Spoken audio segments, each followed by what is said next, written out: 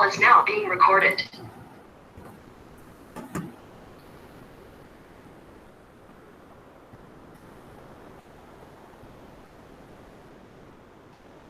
So what we are going to discuss today is what is tax, why tax is levied, what is the taxation system in India and its constitutional provision, എന്തൊക്കെയാണ് various types of tax, what are the components of income tax law, what is the significance of some terms used in the act, എന്താണ് ആ ആക്ടിൽ use ചെയ്യുന്ന ടേംസിന്റെ significance, and what do you mean by levy or charge of income tax? Who is an assessee? ആരെയാണ് നമ്മൾ assess എന്ന് പറയുന്നത്? What is assessment? And what do you mean by the term called person? What is average rate of tax? What is maximum marginal rate of tax? Then finally the very, very important part, എന്താണ് financial year, എന്താണ് previous year, and finally the assessment year. And towards to our first chapter ലോട്ട് കടക്കാൻ വേണ്ടിയിട്ട് I will start a small area, that is the heads of income. അപ്പൊ ഇത്രയാണ് പറയുന്നത്. ഇതിനകത്ത് കുറച്ച് part എന്ന് പറഞ്ഞു കഴിഞ്ഞാൽ ഞാൻ പ്യുവർലി സിലബസിനകത്തുള്ള അതേ കാര്യങ്ങൾ മാത്രമായിരിക്കും. ഐ വിൽ ആഡ് ഓൺ കുറച്ച് ടോപ്പിക്സും കൂടെ കൂട്ടത്തിൽ പറഞ്ഞേ പറ്റുള്ളൂ in order to transact the same. First we can go on to what is tax.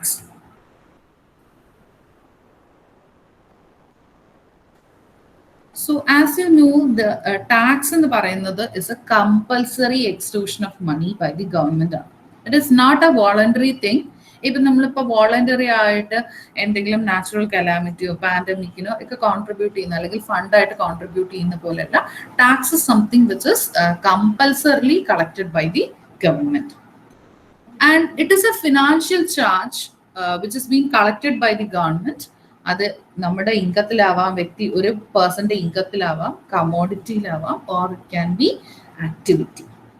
അപ്പോൾ ഒരു ഗവൺമെന്റിന്റെ ഒരു ഇമ്പോർട്ടൻറ്റ് സോഴ്സ് ഓഫ് റവന്യൂ ആണ് ടാക്സ്. ദെൻ നിങ്ങളെ പോലുള്ള വിദ്യാർത്ഥികൾ കൊടുക്കുന്ന ഫീസ്, ദെൻ അതുപോലെ തന്നെ if there is any break of അല്ലെങ്കിൽ if there is any violation of rules and regulation we are making a payment to the government, that is the fine. അപ്പൊ ഈ എല്ലാ സിറ്റുവേഷനിലും ടാക്സ് ആയിട്ട് കൊടുക്കുന്നതായാലും ഫൈനായിട്ട് കൊടുക്കുന്നതായാലും ഫീസായിട്ട് കൊടുക്കുന്നതായാലും, കാരണം ഗവൺമെന്റിന്റെ റവന്യൂ സോഴ്സസ് നിങ്ങൾ +1 എക്കണോമിക്സിൽ നോക്കിക്കഴിഞ്ഞു കഴിഞ്ഞാൽ ഗവൺമെന്റ് റവന്യൂ സോഴ്സസിനൊക്കെ പറ്റി നിങ്ങൾ പഠിച്ചിട്ടുണ്ട്. You can go through that. അതിന്റെ ഭാഗമാണ് ശരിക്കും ഈ ടാക്സ് എന്ന് പറയുന്നത്. അപ്പോൾ ആ ടാക്സ് എന്ന് പറയുന്നത് when you compare the tax with fine and fees, ഫൈനിനും ഫീസുമായിട്ട് നിങ്ങൾ കമ്പയർ ചെയ്യുമ്പോൾ tax is the element which is compulsorily collected. ഇപ്പൊ ഫൈൻ അങ്ങനെ അല്ലേന്ന് ചോദിച്ചാൽ it is A charge.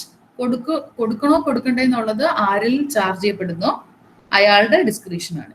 If that person fails to pay, അയാൾ കൊടുത്തില്ല എങ്കിൽ he or she has supposed to face the legal consequences. ആ ഫൈൻ കൊടുക്കാത്തതിന്റെ ലീഗൽ കോൺസിക്വൻസസ് ഫേസ് ചെയ്യേണ്ടി വരും. അതുമല്ല ഈ ടാക്സിനെ സംബന്ധിച്ച് ഇപ്പോൾ നമുക്ക് തന്നെ കുറെ ആൾക്കാർക്ക് തോന്നിയിട്ടുണ്ടാവും, ഇപ്പൊ നമ്മൾ കോമേഴ്സ് ബാക്ക്ഗ്രൗണ്ടിൽ ഇരിക്കുന്നവരായിട്ട് നമുക്ക് ഈ GSTയുടെ അല്ലെങ്കിൽ പുതിയ ടാക്സ് സിസ്റ്റം ഒക്കെ വന്നു കഴിഞ്ഞാലും നമുക്ക് ബ്ലെയിം ചെയ്യാനായിട്ട് അല്ലെങ്കിൽ നമുക്ക് അതിനെപ്പറ്റി കുറച്ച് ഐഡിയാസ് ഉണ്ടാവും. പക്ഷെ റാദർ ദാൻ ദാറ്റ് നോർമൽ ആയിട്ടുള്ള ഒരു സാധാരണക്കാരനായ മനുഷ്യനെ സംബന്ധിച്ച് ടാക്സ് എന്ന് പറഞ്ഞു കഴിഞ്ഞാൽ സർക്കാർ ആൾക്കാരുടെ കയ്യിൽ നിന്ന് പിടിച്ചുകൊണ്ട് പോകുന്ന പൈസ, അല്ലെങ്കിൽ GST എന്ന് പറഞ്ഞു കഴിഞ്ഞാൽ നമ്മുടെ കയ്യിൽ നിന്ന് കൊണ്ടുപോകുന്നതാണ്, അങ്ങനെ ഒരു തോട്ടാണുള്ളത്. ബട്ട് ദ ഗവൺമെന്റിന്റെ ഒരു ഏറ്റവും വലിയൊരു സോഴ്സ് ഓഫ് റവന്യൂ ആണ് ഈ ടാക്സ് എന്ന് പറയുന്നത്. അപ്പൊ compared to the other levies, അത് ഫൈൻ ആയാലും ഫീസ് ആയാലും, അതിൽ നിന്നും ടാക്സ് എന്ന് പറയുന്നത് it is actually levied from us, അതായത് ഇന്ത്യയിലുള്ള സിറ്റിസൺസിന് ഇന്ന് ലെവി ചെയ്യുന്നു ഇന്ത്യ ഗവൺമെന്റ്. അതുപോലെ എല്ലാ ഫെഡറൽ സ്ട്രക്ചറിലുമുള്ള ആ particular body is levying it, or the authoritative ആയുള്ള body levying. But whether we are getting something in return for the same, അതായത് ഇപ്പം ഞാൻ 5000 രൂപ ഈ വർഷം ടാക്സ് അടച്ചു എന്ന് കരുതി എനിക്ക് 5000 രൂപ അടച്ചതിന് എന്തെങ്കിലും എനിക്ക് തിരികെ കിട്ടുന്നുണ്ടോ? ഇല്ല. ഇപ്പൊ ഫോർ എക്സാമ്പിൾ ഫീസ്, നിങ്ങൾ ഫീസ് പേ ചെയ്യുന്നു, you are writing the exam, you are getting your mark list, certificate, നിങ്ങൾ ഡിഗ്രി കംപ്ലീറ്റ് ചെയ്യുന്നു, you are getting some benefits in return.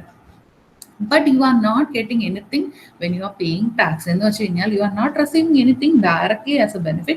Indirectly നമ്മൾ കാണുന്ന ഇൻഫ്രാസ്ട്രക്ചർ ആയാലും പല കാര്യങ്ങളായാലും നമ്മുടെ രാജ്യത്ത് കൊണ്ടുവരുന്ന പല പല ഇംപ്ലിമെന്റേഷൻ അല്ലെങ്കിൽ ഡെവലപ്മെന്റ് പ്ലാൻസ് എല്ലാം ഈ കിട്ടുന്ന റവന്യൂവിൽ നിന്നാണ്. അപ്പോൾ you are not receiving anything as directly as a benefit if you pay tax. അപ്പോൾ why then government is levying tax? Because as I said earlier, it is the basic source ആണ്. എന്തിനു വേണ്ടിയിട്ട്? നമ്മൾ ഈ പറയുന്ന ഒരു രാജ്യത്തിന്റെ ഡിഫൻസ് സിസ്റ്റം, നമ്മൾ കാണുന്ന roads, construction of dams, free ആയിട്ട് എഡ്യൂക്കേഷൻ കൊടുക്കുന്നു സർക്കാർ, അല്ലെ? ഇപ്പൊ നിങ്ങൾ തന്നെ ഇപ്പൊ ഫോർ എക്സാമ്പിൾ പറഞ്ഞാല് you are studying in a government institution, നിങ്ങൾക്ക് വരുന്ന ഫീസിന്റെ ചിലവും കാര്യങ്ങളും ആയിരിക്കില്ല ഒരു പ്രൈവറ്റ് സ്ഥാപനത്തിൽ അല്ലെങ്കിൽ ഒരു സെൽഫ് ഫിനാൻസിങ് സ്ഥാപനത്തിൽ പഠിക്കുന്ന ഒരു കുട്ടിക്ക് മീറ്റ് ചെയ്യേണ്ടി വരുന്ന സാമ്പത്തിക ബാധ്യത. അപ്പം education, free education, especially school ലെവലിലൊക്കെ ഫ്രീ ആയിട്ട് എഡ്യൂക്കേഷൻ പ്രൊവൈഡ് ചെയ്യുന്നത്, മീൽസ് പ്രൊവൈഡ് ചെയ്യുന്നത്, ഇത് ഈ ഇങ്ങനത്തെ ഹെൽത്ത് കെയർ, എത്രയോ ഗവൺമെന്റ് ഹോസ്പിറ്റൽസ് ആർ റണ്ണിങ്, അവിടെയൊക്കെ എത്രത്തോളം ഫ്രീ ഓഫ് സർവീസ് ആണ് പ്രൊവൈഡ് ചെയ്യുന്നത്, പല കാര്യങ്ങളും മെഡിസിൻസ് ഫ്രീ ആയിട്ട് പ്രൊവൈഡ് ചെയ്യുന്നു.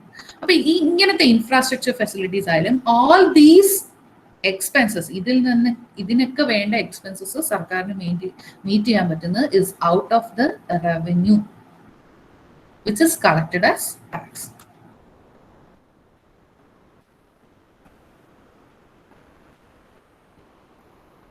So what kind of taxation system is prevailing in India? Indian constitution la adinte provision. So as you all know, edakka law endakka thana vannalum the parent law of India is the Indian constitution. So all laws are enacted or അതായത് Indian കോൺസ്റ്റിറ്റ്യൂഷനെ violate ചെയ്യാതെ അല്ലെങ്കിൽ അതിന്റെ പരിധിക്കുള്ളിൽ നിന്നുകൊണ്ടാണ് നമ്മൾ എല്ലാ rules and റെഗുലേഷൻസും അല്ലെങ്കിൽ എല്ലാ ലോസും ഡെവലപ്പ് ചെയ്യുന്നത്.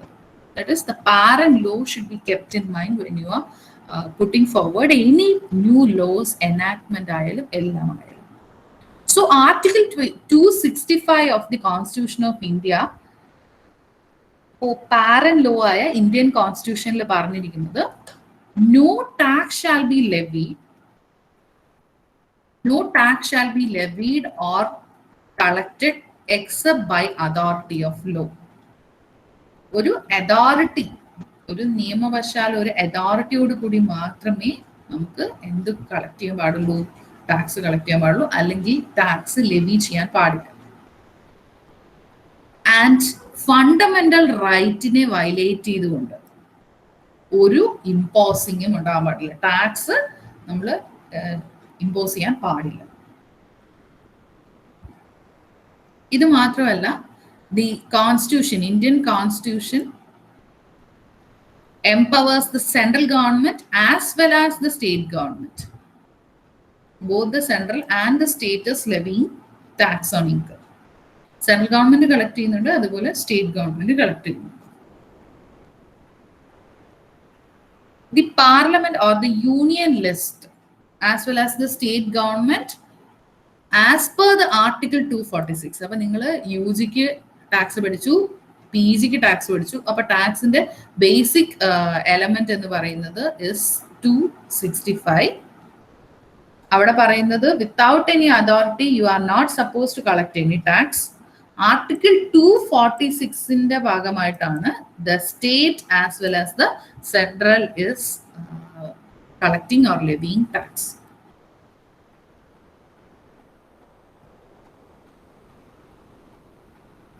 Then ഏതൊക്കെ items or what all to be kept under the purview of central government and എന്തൊക്കെ ഇൻകം അല്ലെങ്കിൽ ഏതൊക്കെ ഐറ്റംസിനാണ് സെൻട്രൽ സ്റ്റേറ്റ് ഗവൺമെന്റ് ചാർജ് ചെയ്യുന്നത്? That is the entry 82 of Union List, 7th schedule of the Indian Constitution, that is the list 1. It empowers the parliament to levy tax on income other than the agricultural income. അപ്പൊ നമ്മളൊക്കെ പണ്ട് മുതലേ അല്ലെങ്കിൽ ഡിഗ്രിക്ക് നിങ്ങൾ പാട്ടുപാടി പറഞ്ഞുകൊണ്ടിരുന്ന കാര്യമാണ് ഇന്ത്യയിലെ അഗ്രികൾച്ചർ ഇൻകത്തിന് ടാക്സ് കളക്ട് ചെയ്യാൻ പാടില്ല. അത് എന്താണ് അതിന്റെ അടിസ്ഥാനം? The entry 82 of the union list. That is the 7th schedule of the Article 246 പറയുന്നത് there are 3 lists which enumerate union ഗവൺമെന്റും സ്റ്റേറ്റ് ഗവൺമെന്റും എന്തൊക്കെ കാര്യങ്ങൾക്ക് അധികാരം ഉണ്ടെന്ന് പറയുന്ന 3 ലിസ്റ്റ് ഉണ്ട് as per 246. That is, first one is the union list. Union listil ulpadunna karyangalkkellam central government is supposed to make laws. State listil varunnathinellam state list is empowered to make laws on those matters concurrently varunnathaanu. Adhaadu both the central and the state. Education is included in which list? എല്ലാവരും കേൾക്കുന്നുണ്ടോന്ന് അറിയാം. Any idea? Education ഏത് ലിസ്റ്റിനകത്താണ്? You can reply. Concurrent list, sir. Okay, concurrent. Okay, fine. അപ്പോൾ concurrent ലിസ്റ്റിലാണ് educationers included. So moving on to our subject again, കുറച്ചുകൂടെ specific ആയിട്ട് പറഞ്ഞാൽ next I am going to discuss about the types of tax. As you are aware, there are basically 2 types of tax: direct tax and indirect tax. Direct tax is levied on the income of the person, as well as the indirect tax is levied upon the goods or services. Direct tax in sambandhichu, you are not supposed to shift the burden. You can't shift the burden of tax to another person. But the tax burden is shifted to the buyer. ഇപ്പൊ നിങ്ങൾ ഒരു ഷോപ്പിൽ പോകുന്നു, ഒരു product വാങ്ങിച്ചാൽ അതിന് you are suppose to pay the MRP, maximum retail price. ഈ നിങ്ങൾ അതിന്റെ ബ്രാക്കറ്റിൽ കണ്ടിട്ടുണ്ടാവും ഇൻക്ലൂസീവ് ഓഫ് ഓൾ ടാക്സസ് എന്ന് വെച്ച് കഴിഞ്ഞാൽ what ever you are paying, അത് 100 രൂപയായാലും 10 രൂപയായാലും ആ 10 രൂപയ്ക്കകത്ത് എന്തുണ്ട്? ടാക്സ് ഉണ്ട്. അപ്പോ സാധാരണഗതിയിൽ നമ്മൾ പറയുക, ഒരു കോമൺ മാന് ഡിഗ്രിക്കൊന്നും ടാക്സ് പഠിക്കാത്ത ആൾക്കാരാന്ന് വിചാരിക്കുക, വിഷ്ണുവിന്റെ അതേ സിറ്റുവേഷൻ ആണ് എല്ലാവർക്കും എന്ന് വിചാരിക്കുക. അങ്ങനെയാണെങ്കിൽ ഇൻകം ഏൺ ചെയ്യുന്ന ആളല്ലേ ടാക്സ് കൊടുക്കേണ്ടത് എന്നായിരിക്കും നമുക്ക് എന്തെങ്കിലും ബെനിഫിറ്റ് കിട്ടിയാലല്ലേ നമുക്ക് ആ ബെനിഫിറ്റിന്റെ ഒരു ഭാഗം എന്തായിട്ട് കൊടുക്കേണ്ട ആവശ്യമുള്ളൂ? ടാക്സ് ആയിട്ട് കൊടുക്കേണ്ട ആവശ്യമുള്ളൂ. അതാണ് ഡയറക്റ്റ് ടാക്സ് അല്ലേ. അതായത് ഇൻകം ഏൺ ചെയ്യുന്നതിന് ടാക്സ് കൊടുക്കണം. അപ്പൊ ശരിക്കും ഷോപ്പ് കീപ്പർ അല്ലേ ഇൻകം ഏൺ ചെയ്യുന്നത്? നിങ്ങളിപ്പോ പോയിട്ട് ഒരു പെന്ന് വാങ്ങിയാലും അല്ലെങ്കിൽ ഒരു നോട്ട്ബുക്ക് വാങ്ങിയാലും whatever thing you are buying from the shop, the income is earned to the അല്ലെങ്കിൽ income is earned by the shopkeeper. ഷോപ്പ്കീപ്പറിനാണ് ഇൻകം കിട്ടുന്നത്. അപ്പൊ ഷോപ്പ്കീപ്പർ അല്ലേ ശരിക്കും കൊടുക്കേണ്ടത്. പക്ഷെ what is happening in the case of indirect tax? Shopkeeper ആ ബർഡനെ ആരുടെ തലയിലോട്ട് മാറ്റി, അല്ലെങ്കിൽ shifted to the buyer or the person. Service ആണെങ്കിൽ ആരാണോ അത് യൂസ് ചെയ്യുന്ന ആ ആൾക്കോട്ട്. അപ്പൊ ഡയറക്ട് ടാക്സിൽ ഒരിക്കലും ഇങ്ങനെ ഒരു ഷിഫ്റ്റ് പറ്റില്ല. എന്ന് വെച്ചാൽ അർത്ഥം, if I am earning salary, I am supposed to pay the tax for the income which I earned. That's direct tax. But when it is the case of goods and services, goods or services, so നമ്മൾ price ചെയ്യുമ്പോഴത്തേക്കുള്ള ഒരു situation എന്ന് വെച്ചാൽ അതിന്റെ whole burden ആരായിരിക്കും? Final consumer. And പിന്നെ ഉള്ള ഒരു ഡിഫറൻസ് ആയിട്ട് പറഞ്ഞാൽ the time of collection, direct tax is collected on a year basis, and whereas the indirect tax mostly ഒന്നിലെ സെല്ല് ചെയ്യുന്ന സമയത്ത്, ഗുഡ്സ് സെല്ല് ചെയ്യുമ്പോൾ അല്ലെങ്കിൽ സർവീസ് റെൻഡർ ചെയ്യുമ്പോൾ, or at the time of purchase of goods. Then examples of direct tax, income tax, tax on undisclosed foreign income or assets. പണ്ട് കാലത്ത് wealth tax എന്നൊക്കെ പറഞ്ഞിട്ടുള്ള ഡയറക്ട് ടാക്സുകളൊക്കെ ഉണ്ടായിരുന്നു. അതെല്ലാം പിന്നീട് മീൻസ് പണ്ട് കാലങ്ങളിൽ ഉണ്ടായിരുന്നതിനൊക്കെ ഒരേ സബ്ജക്ട് മാറ്റർ തന്നെ ടാക്സ് ചെയ്യപ്പെടുന്നതുകൊണ്ട് അത് മർജ് ചെയ്യപ്പെട്ടു. അപ്പൊ ഇപ്പൊ only tax which is direct in nature is the direct tax, whereas indirect taxനകത്ത് വരുന്നതാണ് GST, customs duty and all. പിന്നെ പഴയ സെയിൽസ് ടാക്സ്, പെട്രോളിനും ഡീസലിനും ഒക്കെ ഇപ്പോഴും ഓൾഡ് സെയിൽസ് ടാക്സ് റിജീം തന്നെ കണ്ടിന്യൂ ചെയ്യാണ്. ദാറ്റ് ഇസ് സെൻട്രൽ ഗവൺമെന്റിന്റെ സെൻട്രൽ സെയിൽസ് ടാക്സ് ഉണ്ട്, state ഗവൺമെന്റിന്റെ ഇപ്പൊ കേരള ആണെങ്കിൽ Kerala government sales tax KGST എന്ന് പറയും. Okay, it continuous. അപ്പോ പിന്നീട് നിങ്ങൾ മനസ്സിലാക്കേണ്ട ഒരു കാര്യം, ഡയറക്റ്റ് ടാക്സ് ആണെങ്കിൽ It is very, very important. ഈ പറഞ്ഞ പോയിന്റ്സ് ഒന്നും എഴുതിയില്ലെങ്കിലും there should be the thing that the incidence and impact, അതായത് ടാക്സിന്റെ ഇൻസിഡൻസും ഇമ്പാക്റ്റും ഒരേ പേഴ്സണിൽ തന്നെ ആയിരിക്കും.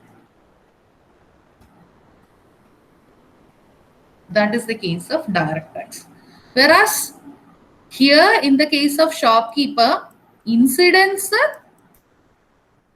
ആർക്കാണ്? ഷോപ്കീപ്പർക്കാണ്. എന്ന് വെച്ചാൽ ഷോപ്കീപ്പർ ആണ് ശരിക്കും responsible for paying tax for the income he earned. നിങ്ങൾ വാങ്ങുന്ന പ്രോഡക്റ്റിന് 10 രൂപയുടെ പ്രോഡക്റ്റ് വാങ്ങുമ്പോൾ ആ കിട്ടുന്ന ഇൻകത്തിന് ശരിക്കും അതിന്റെ ടാക്സ് ഇൻഷുറൻസ് വരുന്ന ഷോപ്കീപ്പറിലാണ്. പക്ഷെ ഇമ്പാക്ട് ആരിലാണ്? നമ്മളെ പോലുള്ള ബയ്യറാണ് അല്ലെങ്കിൽ കസ്റ്റമറിലാണ്. അപ്പോൾ incidents and the impact will be upon 2 persons when it is in the case of indirect tax. ഇത്രയും ഡിഫറൻസസ് ആണ് നമുക്ക് ഡയറക്റ്റ് ടാക്സും ഇൻഡയറക്റ്റ് ടാക്സും നോക്കിയാൽ. I share the slides. Google class റൂമിനകത്ത് ഞാൻ സ്ലൈഡ്സ് ഷെയർ ചെയ്യും. അല്ലാതെ ഞാൻ പറയുന്ന കാര്യങ്ങൾ you can take a note. കാരണം നിങ്ങൾ പിന്നെ അവസാനം സ്ലൈഡിലുള്ളത് എഴുതാനും നിൽക്കും, ഞാൻ പറയുന്നതൊന്നും കേൾക്കില്ല. Next is we are moving on to the components of tax law. What all things are being considered when the income tax അല്ലെങ്കിൽ ടാക്സേഷന് നമ്മൾ എന്തൊക്കെ ആക്ട് ആണ് നോക്കുന്നത്? First one is the Income Tax Act and the next one is the Finance Act. അപ്പോൾ നിങ്ങൾക്ക് തന്നെ അറിയാം, income tax പഠിക്കണമെങ്കിൽ income tax is the only subject which I should say ശരിക്കും നടക്കുന്ന കാര്യം അതുപോലെ പഠിക്കുന്നു. എന്നുവെച്ചാൽ ലൈവായിട്ട് ചെയ്യുന്ന കാര്യം തന്നെയാണ്, അല്ലെങ്കിൽ പ്രാക്ടീസ് ചെയ്യുന്ന കാര്യം തന്നെയാണ് നിങ്ങൾ പഠിക്കുന്നത്.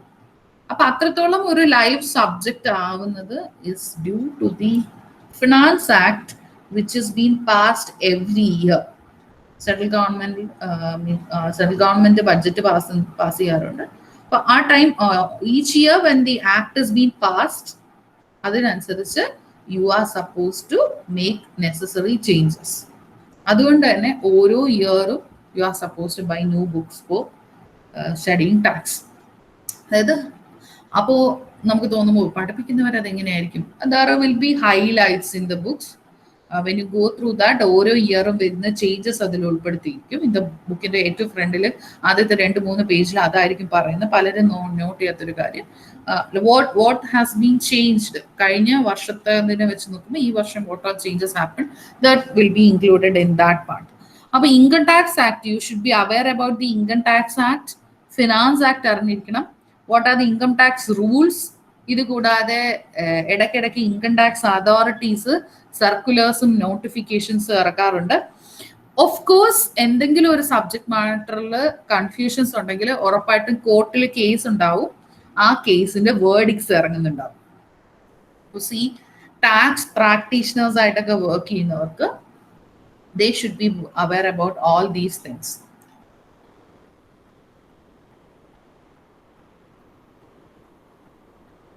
Then what are the significance of the terms, some specific terms used in the act? And certain cases it is included as means. ചില ഡെഫിനിഷൻ നോക്കിയാൽ it is the usage of includes. ചിലതിൽ വന്നു കഴിഞ്ഞാൽ മീൻസും പറയാറുണ്ട്, ഇൻക്ലൂഡ്സും പറയാറുണ്ട്. It is very important you to know about the differences. എന്ന് വെച്ച് കഴിഞ്ഞാൽ കറക്റ്റ് ആയിട്ട് നമ്മൾ ഒരു കാര്യത്തിനെ ജസ്റ്റ് മീനിങ് വൈസ് മാത്രം പറഞ്ഞ് ഡിഫൈൻ ചെയ്യുമ്പോഴാണ് ഈ മീൻസ് എന്ന് പറയുന്ന യൂസേജ് വരുന്നത്. ഇൻക്ലൂസീവ് ഡെഫിനിഷൻ എന്ന് പറയുമ്പോൾ അതുകൊണ്ടാണെന്ന് വെച്ചാൽ ഒരു ടേം ഇപ്പൊ പേഴ്സൺ ഇൻക്ലൂഡ്സ് എന്ന് വെച്ച് കഴിഞ്ഞാൽ പേഴ്സൺ എന്ന് പറഞ്ഞാൽ ഇവരൊക്കെയാണ് എന്ന് പറഞ്ഞാൽ ആ ലിസ്റ്റിലുള്ളത് അല്ലെങ്കിൽ ആ എക്സോസ്റ്റീവ് ആയിട്ടുള്ള ലിസ്റ്റിലുള്ള കാര്യങ്ങൾ മാത്രമാണ്, അല്ലെങ്കിൽ അവരെ മാത്രമാണ് നമുക്ക് എന്തായിട്ട് കൺസിഡർ ചെയ്യാൻ പറ്റുക? പേഴ്സൺ ആയിട്ട് കൺസിഡർ ചെയ്യാൻ പറ്റുക. Certain times they use both. Very important, levy and charge of income tax. അതായത് ഇൻകം ടാക്സ് എങ്ങനെയാണ് കളക്ട് ചെയ്യുന്നത്, ഓർ ഏത് സബ്ജക്ട് മാറ്ററിൽ അല്ലെങ്കിൽ ഏത് എമൗണ്ടിലാണ് കളക്ട് ചെയ്യുന്നത്. Always the tax is levied upon the total income of the previous year of every person. ഈ പേഴ്സൺ ആരാണ്, പ്രീവിയസ് ഇയർ എന്താണ്, അതൊക്കെ നമ്മൾ കാണും.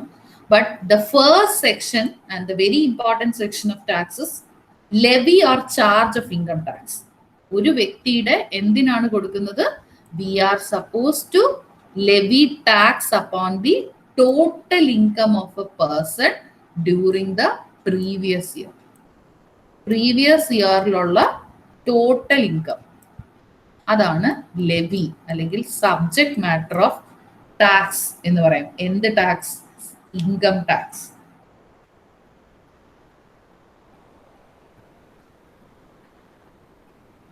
Then what are the important definition? This is very very very important. കാരണം ഈ ഒരു ഭാഗം നന്നായി മനസ്സിലാക്കിയാൽ മാത്രമേ ഇനി നമ്മൾ യൂസ് ചെയ്യുന്ന മുന്നോട്ടുള്ള ക്ലാസ്സസിലായാലും you will be able to follow.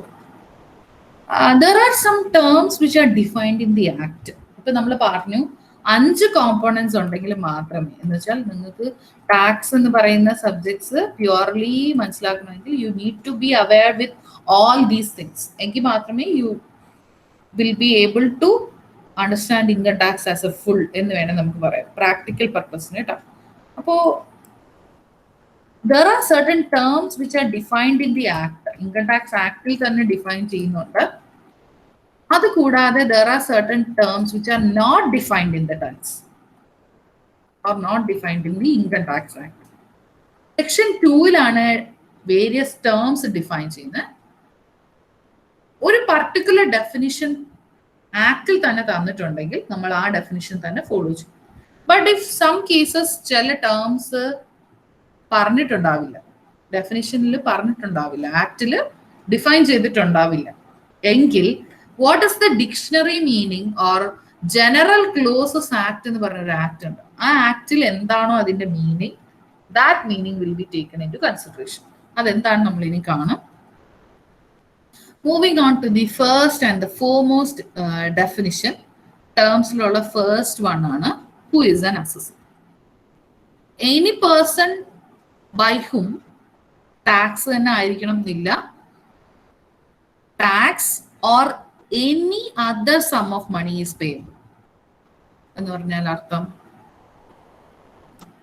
Fine ആയിരിക്കാം.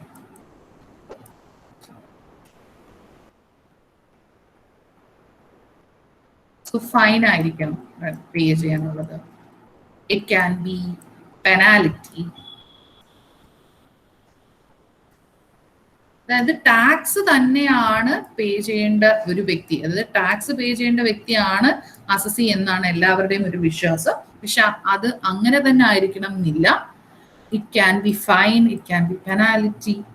അപ്പൊ എന്തെങ്കിലും മണി പേയബിൾ ആയിട്ട്, that is any tax or any other sum of money is payable as per the Income Tax Act. Income Tax Act പ്രകാരം ഇൻകം ടാക്സ് അതോറിറ്റീസിന് എന്തെങ്കിലും ഒരു some of money payable ആയിട്ടുള്ളവരെ നമുക്ക് assess ചെയ്തെടുക്കാം. It includes, as I Z earlier, tax ആവാം, proceeding started എന്ന് പറഞ്ഞു കഴിഞ്ഞാൽ ഇൻട്രസ്റ്റോ പെനാലിറ്റിയോ തരാനുള്ള ഒരാള്. പ്രൊസീഡിങ്സ് എന്ന് പറഞ്ഞു കഴിഞ്ഞാൽ ലോസ് കാരണം ഉണ്ടാവുന്ന അസസ്മെന്റ്, വേറൊരു വ്യക്തിക്ക് വേണ്ടിയിട്ട് they will be made taxable. Say for example, ഇപ്പോ X എന്ന് പറയുന്ന ഒരു person assessee, he is having a minor daughter and she is P. അപ്പൊ ഈ മൈനർ ഡോട്ടർ പിക്ക് ഒരു ലോട്ടറി വിൻ ചെയ്തു എന്ന് വിചാരിക്കുന്നത്. It's A lottery. അപ്പൊ ഈ ലോട്ടറി വിന്നിങ്ങിനെ ആരായിരിക്കും ടാക്സബിൾ ആക്കുക? എക്സ് എന്ന് പറയുന്ന പേഴ്സൺ. അപ്പൊ ശരിക്കും പി എന്ന് പറയുന്ന ഡോട്ടർക്ക് വേണ്ടി നമ്മൾ ആരെ ടാക്സബിൾ ആക്കി? എക്സിനെ ടാക്സബിൾ ആക്കി. സോ ദർ ആർ സിറ്റുവേഷൻസ്, നമ്മളത് ഡീറ്റെയിൽഡ് ആയിട്ട് കാണും.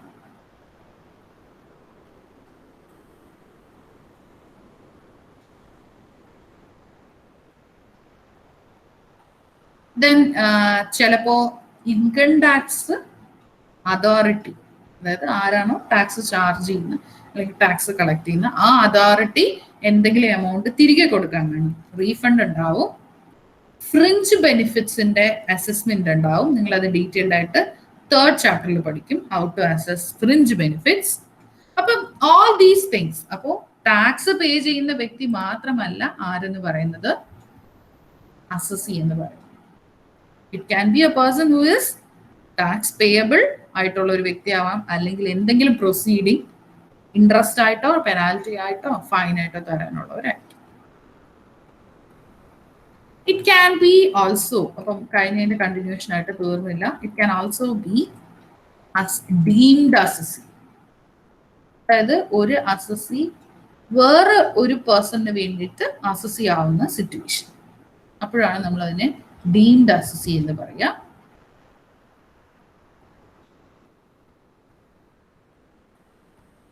That is, he is not actually the assessee. Deemed assessee എന്ന് പറഞ്ഞാൽ ആക്ച്വലി അസസി അല്ല, but he is made accessible for the income of other person. ഇനി റെപ്രസെന്റേറ്റീവ് അസസി എന്ന് പറഞ്ഞു കഴിഞ്ഞാൽ ലീഗൽ ഹെയർ. ഒരാൾ മരണശേഷം ലീഗൽ ഹെയർ ഓട്ടോമാറ്റിക്കലി ആ മരണപ്പെട്ടു പോയ ആളുടെ ഇൻകത്തിന് അസസബിൾ ആവും, അല്ലെങ്കിൽ സപ്പോസ് ടു കാൽക്കുലേറ്റ് ടാക്സ്. അതാണ് representative assessee. And there is another group of assessee called assessee in default എന്ന് വെച്ച് കഴിഞ്ഞാൽ TDS, tax deducted at source.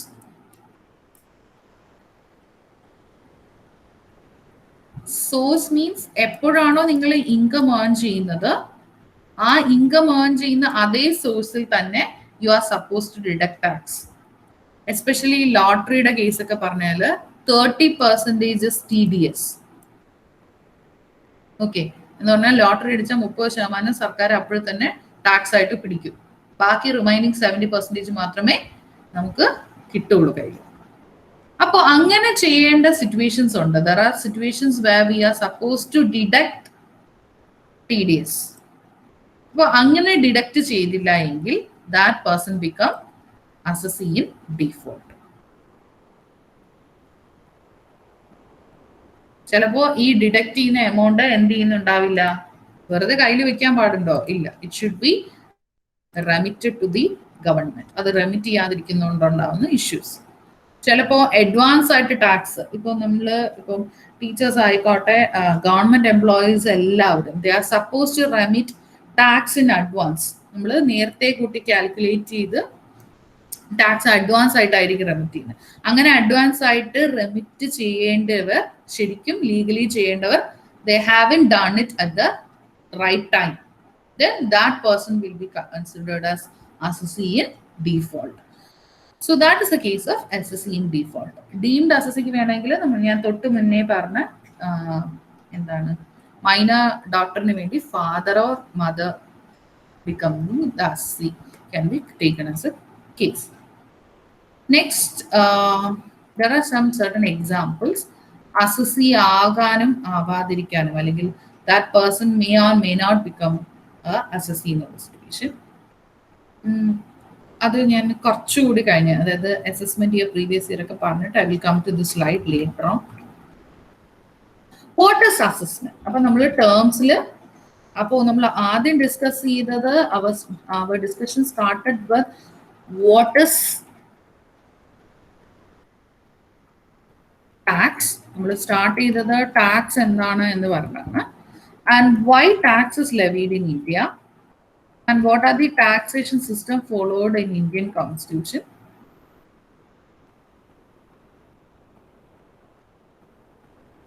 Then the various list which give empowered ആയിട്ടുള്ള ഐറ്റംസ് എന്തൊക്കെയാണ്, what are the different types of tax അറിയാൻ എന്തൊക്കെ components അറിഞ്ഞിരിക്കണം. And the definitions എവിടെയാണ് include ചെയ്തിരിക്കുന്നത്. Then who is an assessee? ഇവിടെ നിന്നാണ് നമ്മൾ ഡെഫിനിഷൻ തുടങ്ങുന്നത്. അപ്പൊ ഫസ്റ്റ് ഡെഫിനിഷൻ എന്ന് പറഞ്ഞാൽ അസസി ആണ്. അത് കഴിഞ്ഞാൽ അസസ് കഴിഞ്ഞാൽ പിന്നെ നിങ്ങൾ അറിഞ്ഞിരിക്കേണ്ട ഒരു ഇമ്പോർട്ടൻറ്റ് ടേം ആണ് വാട്ട് ഇസ് അസസ്മെന്റ്. ഒരു assessing officer, that is income ടാക്സിന്റെ പാർട്ടായിട്ടുള്ള ഒരു അസസിങ് ഓഫീസർ ഒരു പേഴ്സന്റെ, അതായത് ആരുടെ, അസസിയുടെ ഇൻകം ഏൺ ചെയ്യാൻ വേണ്ടി ഫോളോ ചെയ്യുന്ന പ്രൊസീജിയറിനെയാണ് നമ്മൾ അസസ്മെന്റ് എന്ന് പറയുന്നത്. So it is a procedure followed by the AO എന്ന് വെച്ചാൽ AO is the assessing officer.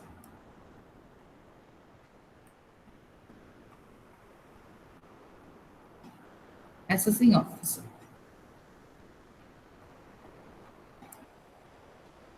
And it may be normal assessment, reassessment. There are various types that we will go on to that detail later. Then who is a person? Very important. As per the section 2, subsection 31. It can be an individual. നമ്മൾ പോലെ ഒരു വ്യക്തിയാവാം, ഒരു natural human being ആയിരിക്കണം. Minor or person of unsound mind എന്ന് പറയുന്നത്, who is the person that is guardian ആയിട്ടോ അല്ലെങ്കിൽ manager ആയിട്ടോ ആരാണോ ഉള്ളത്, that person will be assessed for minor and unsound person. Deceased person ആണെങ്കിൽ നമ്മൾ അപ്പോഴേ കണ്ട പോലെ ഒരാൾ മരണപ്പെട്ടാൽ ലീഗൽ ഹെയർ ആരാണോ that person will be assessed. അടുത്ത പേഴ്സൺ എന്ന് പറഞ്ഞാൽ it is Hindu undivided family. Very important, this term is not defined in the act. ഇതാണ് ഞാൻ അപ്പോഴേ പറഞ്ഞത്. There are certain terms income ടാക്സിനകത്ത് ആക്ടിൽ തന്നെ ഡിഫൈൻ ചെയ്തിട്ടുണ്ട്, എന്നാൽ there are certain terms which are not defined in the act. അപ്പോൾ അങ്ങനെ ഒരു ഐറ്റമാണ് ഹിന്ദു അൺഡിവൈഡഡ് ഫാമിലി എന്ന് പറയുന്നത്. And they are treated as a separate entity under the Income Tax Act.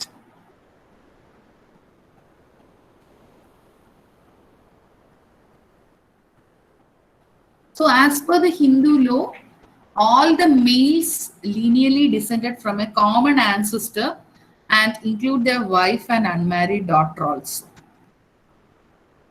ഒരു HUF-ന്റെ സ്റ്റാറ്റസ് നമുക്ക് കിട്ടുന്നത് അല്ലെങ്കിൽ അതിൽ മെമ്പർ ആവുന്നത് ഇസ് ബൈ ബർത്ത്, ഒരു ലോയുടെ പ്രകാരമല്ല. There will be a single male member can also become an HUF. Co-partnersന് പാർട്ടീഷൻ, ആ property partition ആക്കാനുള്ള റൈറ്റ്സ് ഉണ്ട്. Co-partners എന്ന് പറഞ്ഞു കഴിഞ്ഞാൽ they are the members including Kartha, they are called co-partners. പക്ഷെ നമ്മൾ പൊതുവെ തിയററ്റിക്കലി പഠിക്കുന്നത് കർത്ത is the person who is acting as the manager of an Hindu undivided family. But കർത്തയും ശരിക്കും പറഞ്ഞു കഴിഞ്ഞാൽ he is also one among the co-partner and ഏറ്റവും eldest ആയതുകൊണ്ട് he is been given the position of Kartha. Wife or daughter-in-law cannot be a co-partner, but they can be a member. And as per the Income Tax Act, Jain and Sikh families would also be assessed as a Hindu undivided family. Then there are basically two schools of Hindu law, that is Dayabhaga and Mitakshara. Dayabhaga school of Hindu law എന്ന് പറഞ്ഞു കഴിഞ്ഞാൽ it is prevalent in West Bengal and Assam. അവിടെ മാത്രം കാണപ്പെടുന്ന ഒരു രീതിയാണ്. വേറാസ് മിതാക്ഷര എന്ന് പറഞ്ഞു കഴിഞ്ഞാൽ ഇന്ത്യയുടെ ബാക്കി ഭാഗങ്ങൾ, rest of India, that is other than west Bengal and Assam, അവിടെ ഫോളോ ചെയ്യുന്നു. ഈ ദയാഭാഗ്യയും മിതാക്ഷരയും തമ്മിലുള്ള ഒരു വ്യത്യാസം എന്ന് പറഞ്ഞു കഴിഞ്ഞാൽ ദയാഭാഗ്യയിൽ we are nobody acquires the right of share in the property by birth if karta is a life. എന്ന് വെച്ച് കഴിഞ്ഞാൽ children do not acquire any right or share in the family property provided if his father is alive. അച്ഛൻ ജീവനോട് ഇരിക്കുന്നിടത്തോളം കാലം മക്കൾക്ക് അങ്ങനെ ഒരു അവകാശം കിട്ടില്ല. Children will acquire the right or share only after the death of the father. അതായത് കർത്തയുടെ മരണത്തിന് ശേഷം മാത്രം. അതായത് ഫാദർ ആൻഡ് ഹിസ് ബ്രദേഴ്സ് ആയിരിക്കാം HUF-ന്റെ കോ പാർട്ട്നേഴ്സ് എന്ന് പറയുന്നത്. അപ്പൊ അങ്ങനെ ഒരു സിസ്റ്റം അവിടെ രണ്ട് സ്ഥലത്ത് മാത്രമേ ഫോളോ ചെയ്യുന്നു. ബാക്കി എല്ലാ സ്ഥലത്തും അക്വാസ് ദ റൈറ്റ്, പ്രോപ്പർട്ടിയിൽ ഒരു റൈറ്റ് കാണും ബൈ ബർത്ത് തന്നെ, not by succession. Every child born in the family acquires a right കേട്ടോ. ആൻഡ് വെരി ഇമ്പോർട്ടൻറ്റ് അവിടുത്തെ ഒരു സിറ്റുവേഷൻ അല്ലെങ്കിൽ മിതാക്ഷരയുടെ ഒരു സിസ്റ്റം എന്ന് പറഞ്ഞാൽ എല്ലാ ചൈൽഡും every child is considered as a co partner. So അങ്ങനെ രണ്ട് സിസ്റ്റം ഉണ്ട് ഈ HUF. Then moving to the next person, that is the company. കമ്പനിക്ക് ഒരു വൈഡർ മീനിങ് ആണ് ഉള്ളത് ഇൻകം ടാക്സിൽ than the companies act. Company എന്ന് പറഞ്ഞാൽ it is a Indian company ആയിരിക്കണം as per the Indian companies act. ഒരു body incorporated under the foreign law ആണെങ്കിൽ it is a foreign company And it can also be any institution or association or body, incorporated ആവാം അല്ലെങ്കിൽ അല്ല, Indian or non-Indian ആവാം, but it should be declared by a special order from the CBDT. CBDT is Central Board of Direct Tax. ഇന്ത്യയിലെ direct ടാക്സിന് ഒരു അതോറിറ്റിയാണ് CBDT, Central Board of Direct Tax.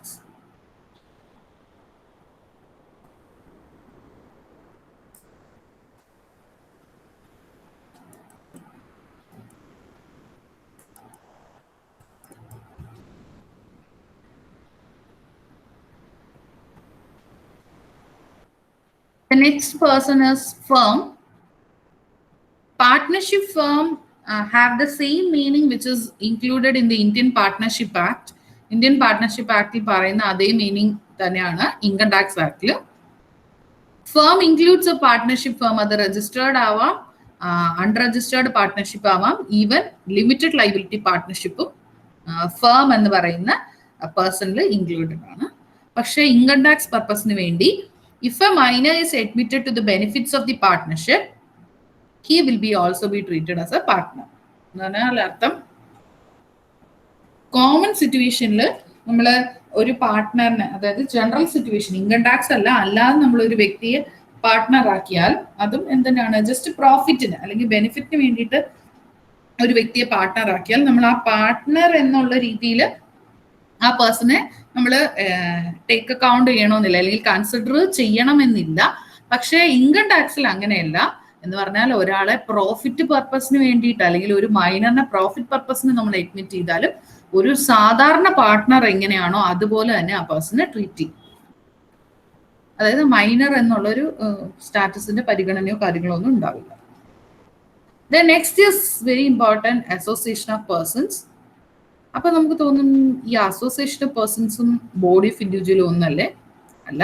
Association of person എന്ന് പറഞ്ഞു കഴിഞ്ഞാൽ നമ്മളിപ്പോ പറഞ്ഞു വന്ന പേഴ്സൺസിൽ individual, HUF, firm, company, ഇങ്ങനെ പറഞ്ഞു വന്ന ഇവര് തമ്മിൽ തന്നെ between them if the form association, that is ഒരു ഇൻഡിവിജ്വലും ഫേമും തമ്മിൽ, അല്ലെങ്കിൽ ഒരു ഫേമും കമ്പനിയും തമ്മിൽ, കമ്പനിയും HUFും തമ്മിൽ, അതായത് ഇവരെല്ലാരും കൂടെ ചേർന്ന് ഒരു അസോസിയേഷൻ കൊണ്ടുവന്നാൽ, that is between the persons ഒരു അസോസിയേഷൻ വന്നാൽ it is called association of person.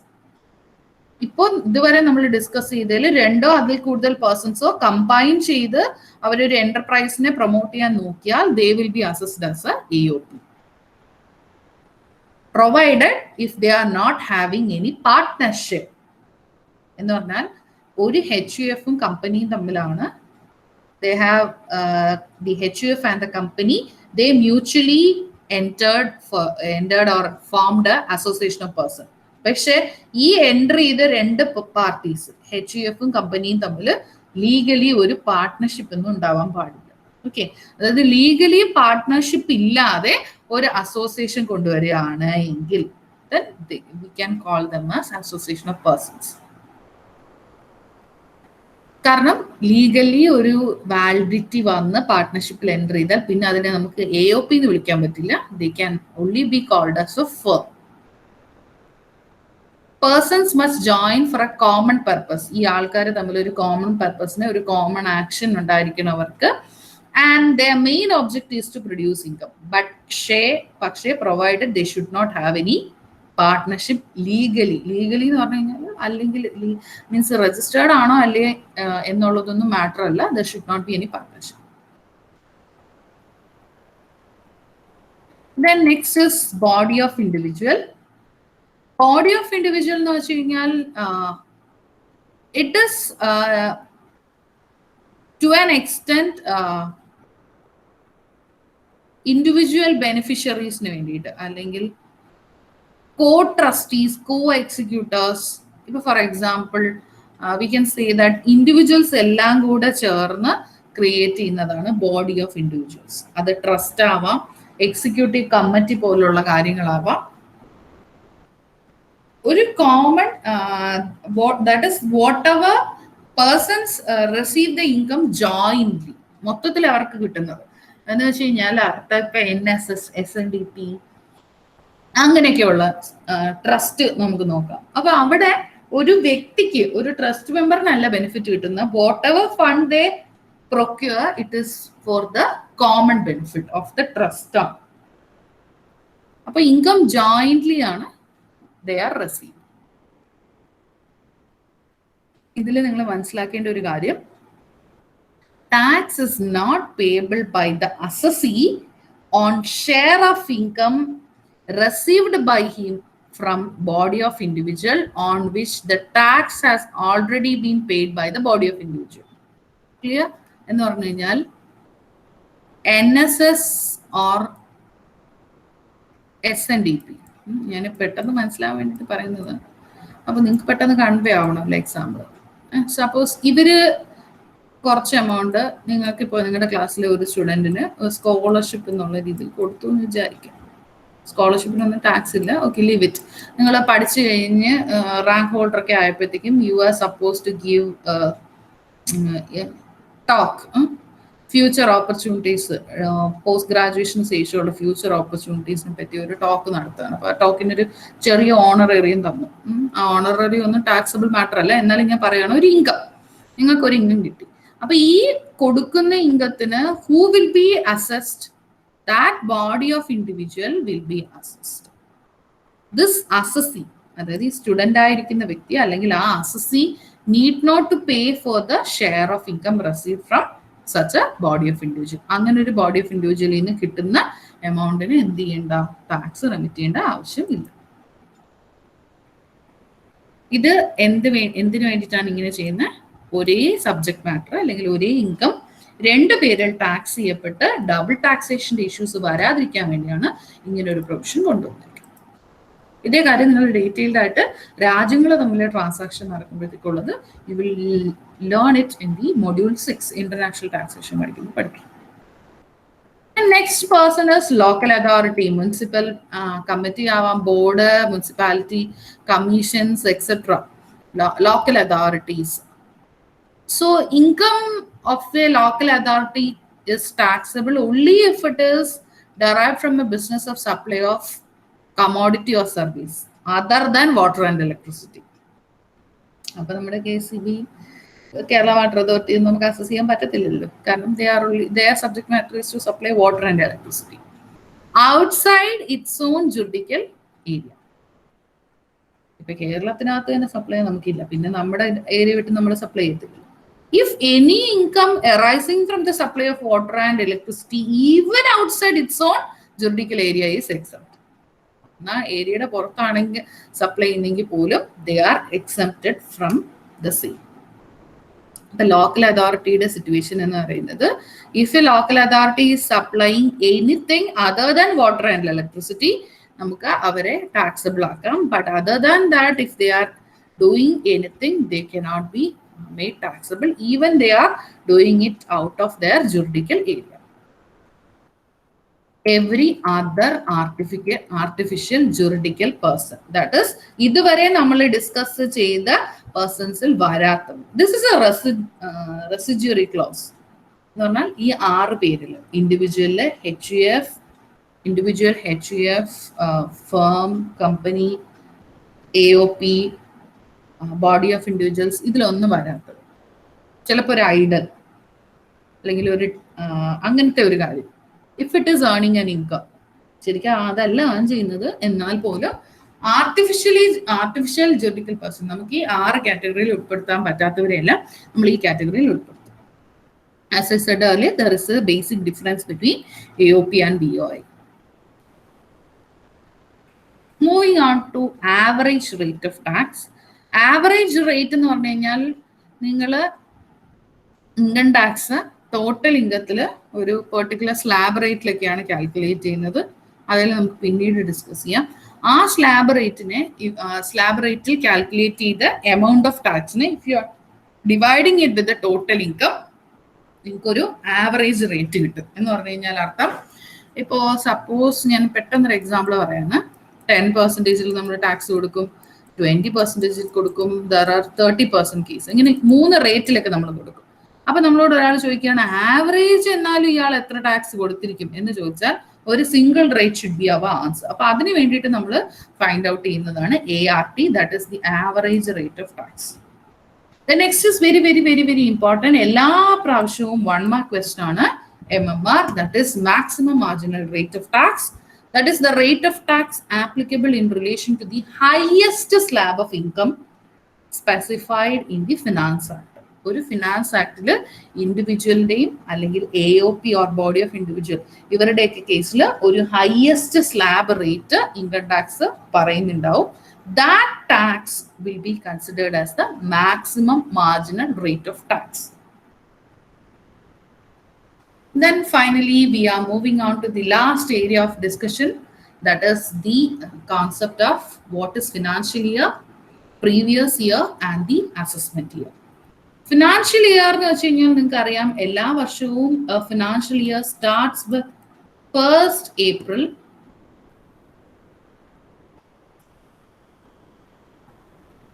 It starts with 1st April and ends on 31st March. എന്ന് പറയുമ്പോൾ 2021 1st April തുടങ്ങി 2022 31st March തീരും. അതാണ് ഇപ്പോഴത്തെ നമ്മുടെ ഫിനാൻഷ്യൽ ഇയർ എന്ന് വെച്ചാൽ ഇപ്പൊ നിങ്ങൾ കടന്നു പോകുന്ന financial year. Previous year is the year with when you earn the income. അപ്പൊ പ്രീവിയസ് ഇയർ എന്ന് പറഞ്ഞു കഴിഞ്ഞാൽ അസസ്മെന്റ് ഇയറിന് മുന്നേ ഉള്ളതായിരിക്കും. അപ്പൊ ആദ്യം അസസ്മെന്റ് ഇയർ എന്താന്ന് നോക്കാം. എപ്പോഴാണോ നമ്മൾ ഈ പറഞ്ഞ അസസ്മെന്റ്, നമ്മൾ എന്താണ് അസസ്മെന്റ് എന്നൊക്കെ കണ്ടു. ഒരു അസസിങ് ഓഫീസർ ഫോളോ ചെയ്യുന്ന ഒരാൾക്ക് എന്തൊക്കെ ഇൻകം ഉണ്ട്, എവിടുന്ന് അയാൾക്ക് ഇൻകം കിട്ടുന്നുണ്ട്, ഇങ്ങനെയൊക്കെ നമ്മൾ നോക്കുന്നതിനെയാണ് പ്യുവർലി പറഞ്ഞാൽ ലേമൻ ലാംഗ്വേജിൽ പറഞ്ഞാൽ അസസ്മെന്റ് എന്ന് പറയുന്നത്. അത് ആര് ചെയ്യും? It will be done by an assessing officer. അപ്പൊ ആ അസസിങ് ഓഫീസർ ഇങ്ങനെ ഒരു വ്യക്തിയുടെ ഇൻകം ഒക്കെ അസസ് ചെയ്യുന്നതിനെയാണ് നമ്മൾ ആ ഇയർ, ഏത് ഇയർ ആണോ അത് ചെയ്യുന്നത്, അതാണ് അസസ്മെന്റ് ഇയർ. ഇവിടെ ഒരു എക്സാമ്പിൾ ഒക്കെ പറയുന്നുണ്ട്. ഞാൻ ഇപ്പോഴത്തെ കേസ് പറയാം. അവർ അസസ്മെന്റ് ഇയർ വിത്ത് സ്പെസിഫിക് നമ്മളിപ്പോൾ പഠിക്കുന്നതെന്ന് പറഞ്ഞു കഴിഞ്ഞാൽ it will B same as financial year. അതാണ് നിങ്ങൾ മനസ്സിലാക്കേണ്ടത്. അസസ്മെന്റ് ഇയർ തന്നെയായിരിക്കും എന്ത് ഫിനാൻഷ്യൽ ഇയർ എന്ന് പറഞ്ഞാൽ നിങ്ങളുടെ ഇപ്പോഴത്തെ അസസ്മെന്റ് ഇയർ എന്ന് പറഞ്ഞു കഴിഞ്ഞാൽ 2021 1st April 2021 സ്റ്റാർട്ട് ചെയ്ത് it ends with 31st March 2022.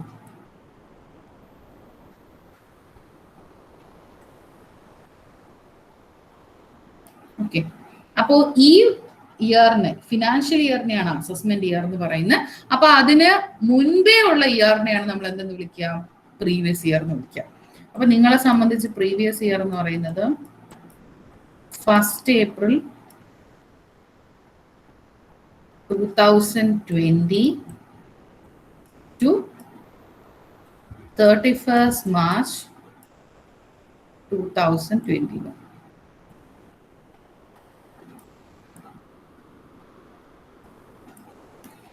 അപ്പോൾ always keeping mind financial year തന്നെയാണ് അസസ്മെന്റ് ഇയർ. അസസ്മെന്റ് ഇയറിന് തൊട്ട് മുന്നത്തെ വർഷമാണ് previous year. That is the year in which you are earning the income, but you are assessed to tax in the assessment year.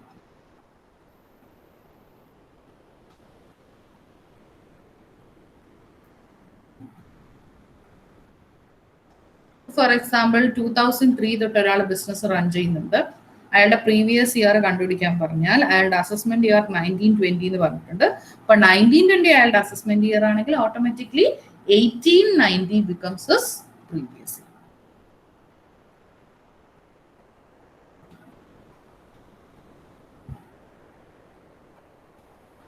Then moving on to the last area, that is the heads of income. So there are basically 5 heads of income. The first one is income from salary.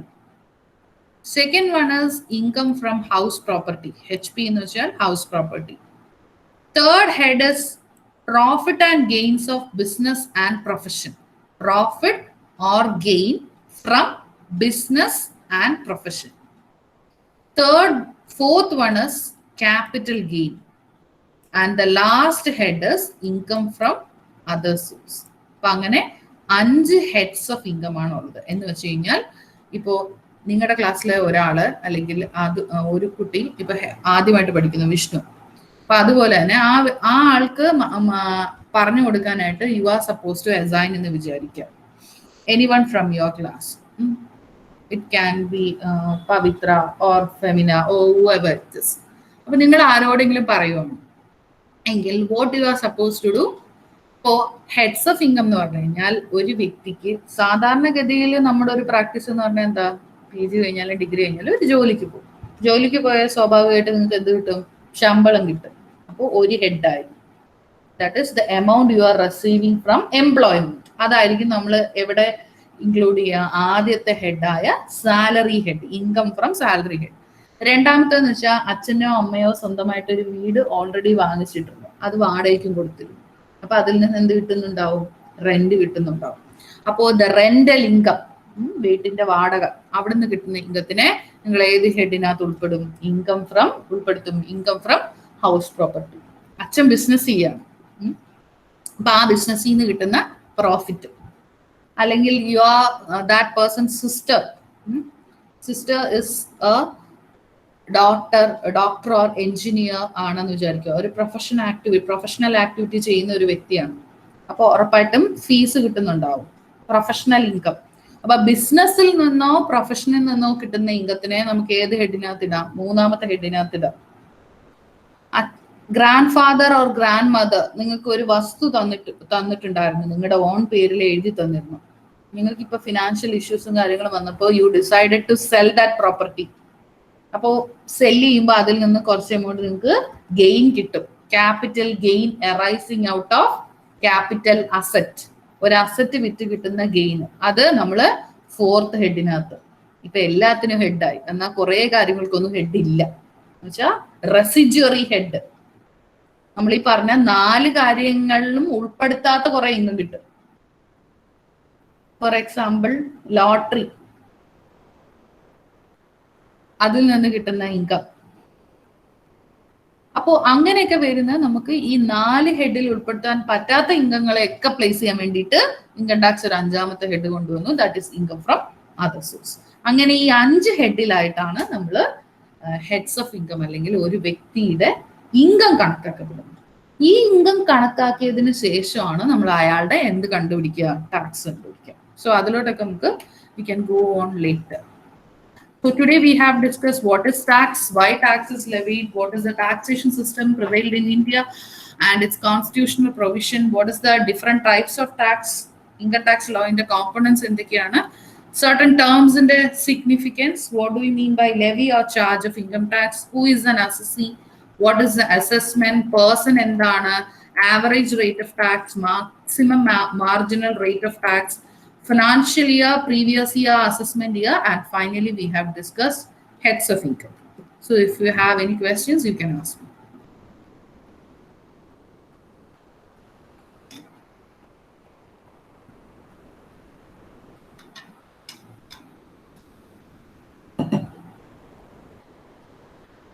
Okay, you can either unmute or chat box will post either one.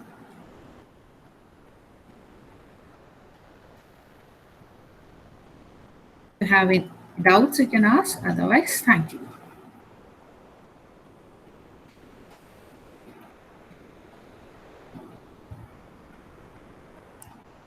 കുഴപ്പമില്ല, clear ആണ്. Okay.